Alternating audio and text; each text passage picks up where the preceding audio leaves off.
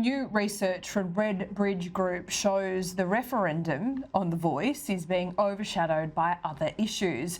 Now, an overwhelming number of Australians are ranking cost of living, housing affordability and climate change above the voice on their list of priorities. So what challenges does this pose for the campaign? And is there still time to engage voters? Joining me now is Redbridge Group Director Simon Welsh. Simon, what have you found in your research this week? Yeah, thanks, Laura. Yeah, look, it's unsurprising in a sense that at the moment the whole cost of living crisis is the consuming issue.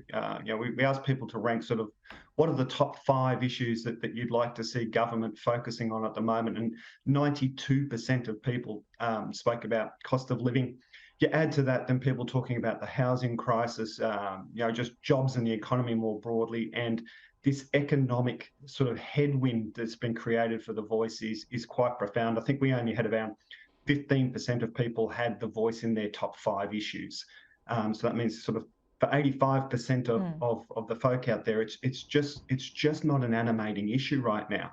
And when we then looked at the voice vote intention, yes or no, it was overwhelming that those who had the voice in their top 5 issues, that 15%, were overwhelmingly going to vote yes.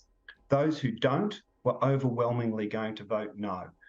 And I think it really speaks to when you've got an audience that's so consumed by something else that isn't particularly engaged in this issue, and there's a bunch of reasons why that's happening, but it just makes the electorate so open to sort of risk-based campaign that the No campaign has very successfully prosecuted. And we're just seeing this slow, gradual drift now, not just to no, but to hardening no. So we're seeing the proportion of people saying that I'm definitely going to vote no, as opposed to maybe I'm going to vote no. We're seeing that harden over time as well. Simon, I can't think of a time when the majority of Australia would have the voice at the top of their priority list, quite frankly. You always have cost of living, housing, climate change, making ends meet, family priorities. Aren't you going to always see that no matter what point of the political cycle, even if we weren't in this high inflationary environment? I think that's true to an extent. I think we can't ignore the speed and the depth of this crisis that's come on, which has made it quite unique. I mean, it's quite different to like the 90s recession, for example. In the 90s recession, if you had a job, you could get by. Even now, if you've got a job, you've got a decent paying job, we've got whole new cohorts of people that are being exposed to financial pressure that they haven't before. So I think there is something a bit unique about that. But I think broadly what you're saying is correct in the sense that there's always other pressures. And I think it goes to the absence before sort of the campaign was launched, before the referendum was, was announced. What was lacking was that period, whether it's 6 months or a year, whatever the period was, of doing the hard work, and I'm particularly talking about the federal government here, doing the hard work of kind of building the case, starting to lay out the groundwork to elevate issues of Indigenous disadvantage and those sorts of things, building that case over time so that you sort of build a runway for these things. I think in that context that we've got, where we've got these huge economic headwinds, to launch into it without that runway was always a perilous task. Yeah, I think so as well. But we are at this point.